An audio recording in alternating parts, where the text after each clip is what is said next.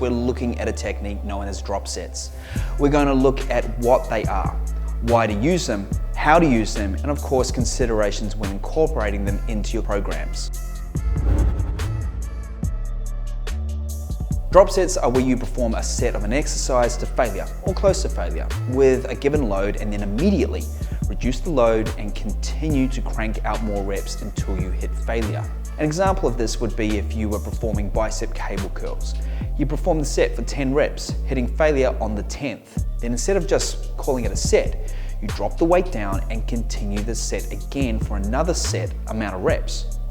The idea here with drop sets is to be able to reach failure multiple times in a single set. This technique can be applied to any weighted exercise and can be done with more than one reduction in weight. Failure can be reached several times in a set if structured correctly. Okay, so why would you want to use drop sets? Obviously, you can identify from its description that it's definitely an exercise intensifier. And as you already know, intensity is arguably the most important exercise variable for stimulating muscle growth. Drop sets is a tool to help exactly that, intensity. But it's important we understand what drop sets do on a deeper level than just being able to explain it increases intensity. So let us use this example. Let's suppose you're doing bicep curls with 50 kilos for a set of 10 to 12 reps. The 10th rep is difficult. The 11th rep, extremely hard. 12th rep takes everything you got left. And when it comes to the 13th rep, there's no way in hell you can even attempt it. You've hit honest failure. But if you strip some weight off the bar and get straight back into the set, you can keep going. Even though you may have reached a point of momentary muscular failure after that first 10-12 reps, you haven't reached absolute failure. You've only reached failure with that weight. You see, in a single straight set performed to failure, you don't activate every fiber in the targeted muscle group. Your body only recruits the number of fibers necessarily to lift that particular weight for the desired number of repetitions.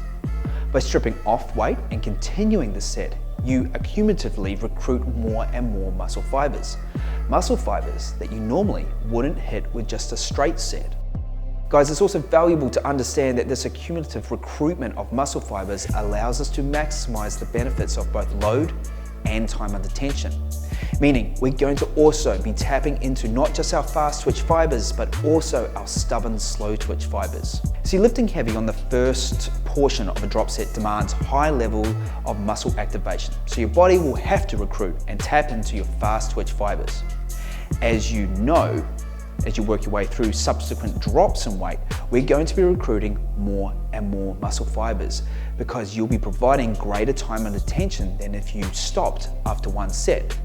Which also means as the time under tension continues on, eventually our stubborn type 1 fibers will be getting the stimulus they need to get growing as well. And if things couldn't get any better, just know that the increased fatigue that we will get will act as a safeguard to ensure you're really hitting those type 2 fibers, as fatigue can actually make it easier for your body to recruit your type 2 fibers at a lighter weight where they normally wouldn't be required to.